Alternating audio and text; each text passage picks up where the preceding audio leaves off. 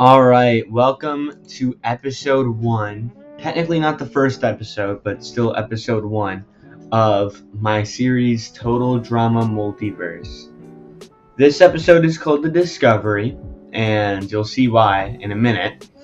But I should start by saying that this is a total drama season. However, the actual game show won't start until episode 3. I do need to clarify that. But still, it's important that you watch this part because or these first few parts because it's gonna be very important during the game show. But yeah, without further ado, you might not understand what most of this stuff means right now, but you'll understand as it goes on. So, without further ado, let's get into our first part of the video, which is Chris McClain. A few months after Wayne won Season 2, Chris was watching his interns build a challenge for Season 3, when suddenly one of them was digging a hole, screamed and then vanished. Chris rushed over to see what had happened, only to find a big glowing shard buried under the island. Chris thought it looked cool and decided to leave it so it could serve as a set piece for the new season. Sucks he's gotta hire another intern though. That night, he received a call from an unknown number. So, Chris this takes place just after Wayne won Season 2, like a couple months after. And Chris is just chilling in his penthouse right now. He does not know what the shard is. He really doesn't care what the shard is. And he also really doesn't care that he just lost an intern because he's Chris McClain. What did you expect? This leads us to our second character, which is, funnily enough, Donald Trump. Now, I do need to clarify one thing before I go into Donald Trump, and that is the fact that this is an alternate universe. This is not what I expect or want to happen in real life. I need to say that because Donald Trump, after successfully buying Canada, he was alerted by his space division of strange energy signals coming from Camp Wawanakwa. He decided to have a meeting scheduled with Chris McClain, since he owns the island, and offered him $20 million to let him explore the island for a few weeks, to let his team explore. Chris obviously said yes. He's a greedy bitch. So the team went to explore, and they ended up reporting back about the mysterious shard. So they decided to keep it top secret and build a base on the island, and Chris was like, it probably won't take that long. He can delay the season for a little bit. He got $20 million. So, Trump obviously is off the island. He's the president. He's got to do president things. But he left a group of scientists to investigate the shard, including the person who's actually this silhouette, which is the head scientist. And he'll be throughout all of this, or at least these first few episodes. So you'll learn more about him later. But he's in the facility that they built, and then Trump's off the island. And Chris's penthouse is on the opposite side of the island from the facility, but it's still on Wawanakwa. This leads us to Ezekiel. So, after going feral back in Total Drama World Tour, Zeke had been residing on the island throughout Revenge, All-Stars, yada yada yada. He had been just in the island, all mutated and screwed up. Then, some guards from the Space Division, who didn't even realize he was a human being, had captured him because they just saw this random creature and they were going to experiment on him, or with him. They had been using animals to experiment with what would happen should something or somebody touch different parts of the shard, because different parts of the shard did different things. The cracks separated the different parts, the cracks in the shard. Such as one part gave subject superhuman strength, and another part made the subject be able to float indefinitely, but they couldn't get back down. The biggest part of the shard, right in the middle, seemingly just made anything that touched it disappear. That's the part that the intern fell in.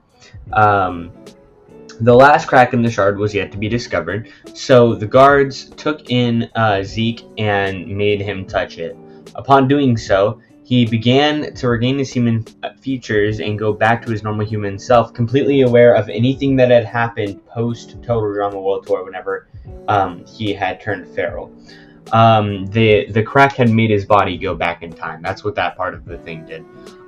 Then the guards, realizing he was human, or thinking that he turned into human, they didn't know what was going on. So the scientists ordered the guards to take him into a containment cell to be questioned later. Now you will notice at the bottom of a lot of these characters' screens, it was on Trump's as well, but on the bottom of a lot of these characters' screens, it will say "Wish." We won't talk about that just yet. That'll be in a later episode. Next up, in Ezekiel is experiment 6. They order their experiments. It can be any of the characters, and the experiments that aren't talked about are just smaller things that don't really matter. Like for example, the 5 before Ezekiel are just the different parts of the shard. Then we have a huge time jump. So they've already been here longer than they said they were going to be. When we get to Ashley Graham. All Ashley remembered was getting voted off of this Venture Camp All-Stars and then being dropped off the motel. When she entered her room in the motel, there was a big blue flash of light, and then she was here.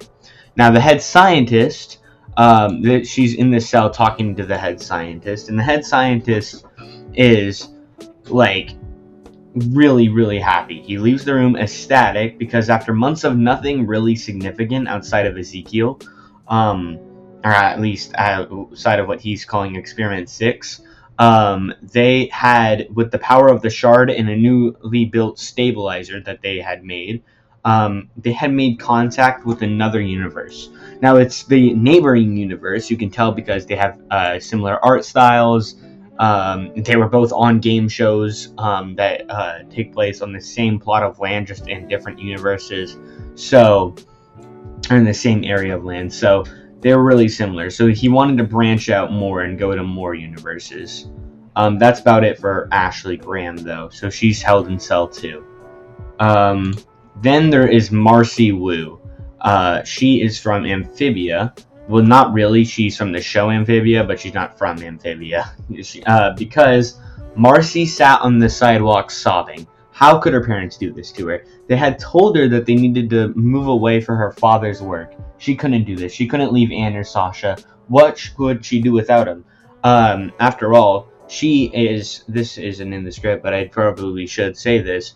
She is not very good at making friends. She's a weirdo. She has autism. So it's not going to be great for her. So she's not handling this well. Suddenly, there was a big blue flash, and then she was here. After a few hours of panicking in the containment cell and being questioned by the head scientist, he left, and she started to theorize what had happened. Was it time travel? Had she been abducted by aliens? Was she isekai'd? Was it all a dream? She knew it wasn't a dream when she pinched herself, but she didn't know what was going on. However, she was She was determined to find out and get back to her friends Anne and Sasha. So she's held in cell 3 currently. Again, ignore the wish. We'll come back to that in a later episode. Then there was Luz Noceda. Luz loved her mom, but this was ridiculous. Seriously, a summer camp to make her think inside the box? Luz was really creative, sometimes a little too much for her own good, but still. While Luz waited for the bus to pick her up, she decided to grab her Good Witch Azora book from the trash can after her mother had thrown it away during their argument.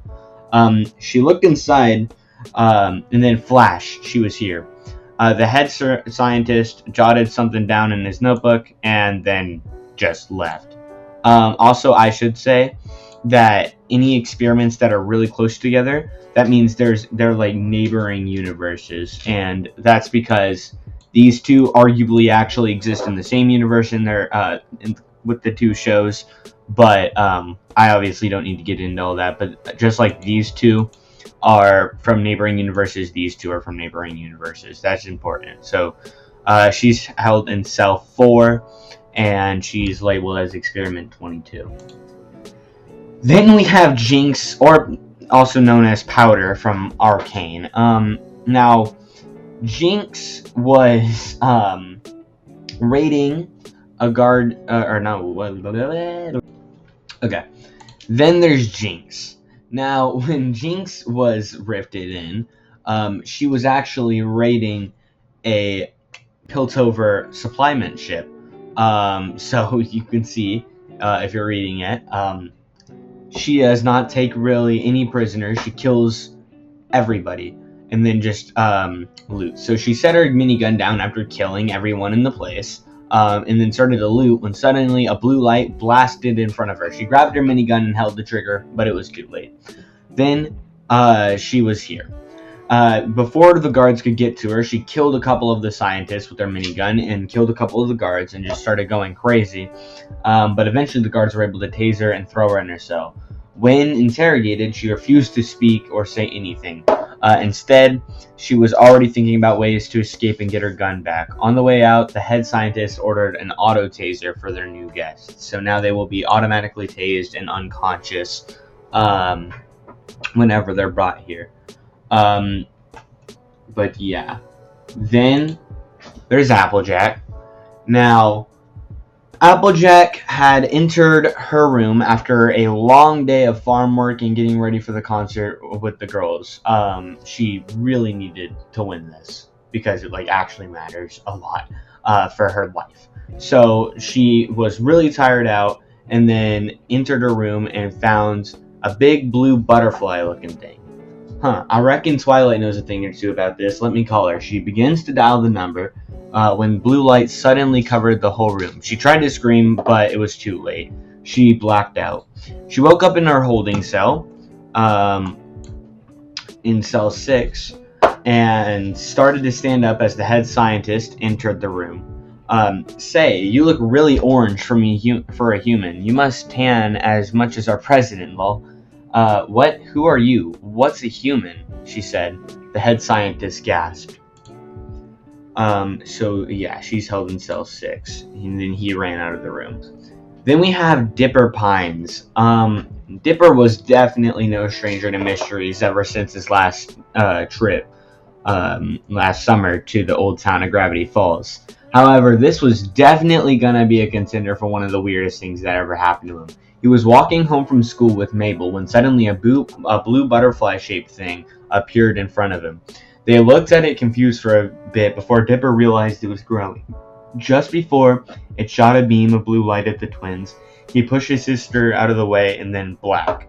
He woke up on the floor of a cell and saw 2 people standing in the doorway. What should we do with the kid, boss? Does it look like I care? The only reason I even brought him here was for the book, the head scientist said, holding Journal 3. Look, just leave him in the cell until further notice like the rest of them and move on. Okay, I'm done here. I need to go find more non-humans. That equestrian girl is not enough. Whatever you say, boss. The door slammed shut and Dipper sat there confused in cell 7. Then we have Experiment 42.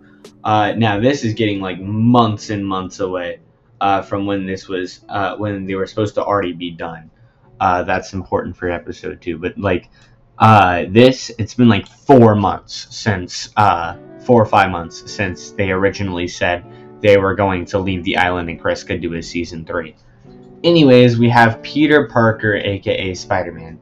Now Peter was editing some of the photos that he had made for the Daily Bugle, as always, when he got an alert that the Sinister Six had broken out of prison again. He changed into his Spider-Man costume while hiding in a bathroom and then snuck out through a window near the bathroom. After making it to the prison, he could see Doc Ock wreaking havoc in the parking lot, so he went in to attack. As he swung in, the blue butterfly-looking thing suddenly appeared in front of him, but he couldn't stop in time because he was swinging. Peter woke up in his cell with his suit on, but no mask. The head scientist opened the door and entered the cell. Well, our ground team says that you're more than just a Cars player, so what's your deal? Peter tried to shoot a web at him, but Peter tried to shoot a web at him, but the head scientist already had the restraining arms coming out of the walls to grab him. Holy crap, we got a real superhero in here. Somebody contact the president ASAP. He shuts the door while Peter tries and fails to get out of the restraints. And then Tails Prowler.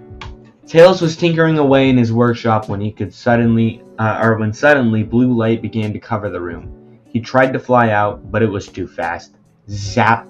See, Mr. President, this creature has shown signs of an IQ over 300 and is clearly not human, the head scientist said to Trump. Well, why was it immediately tased when it brought here? Trump asked while staring at the limp body on the ground. Well, we had a incident with one of our previous subjects, and we don't want to take any more chances. The head scientist waved towards what looked like an armory with a bunch of items from other universes inside. A huge minigun was in the center of all of it. I see. What exactly happened? Boom! A huge explosion happened at the other end of the facility. Over the loudspeakers, guard yelled, "Code Red! We have a code red!" They were officially being infiltrated by somebody. And that is to be continued. I hope y'all enjoyed episode 1. I'm going to watch this back because I don't know if I sound cringe or not. I probably do, but we'll see. I hope y'all are excited. Also, I should probably say, everyone else here is not in this episode. They will be in the next episode and the episode after, and then once the game show starts, obviously everybody will be in there. This one isn't too lore focused. There's definitely lore. Just wait till the next episode, though. That one I'm really excited to make. But I hope y'all enjoyed, and I hope to see y'all in the next one. Bye.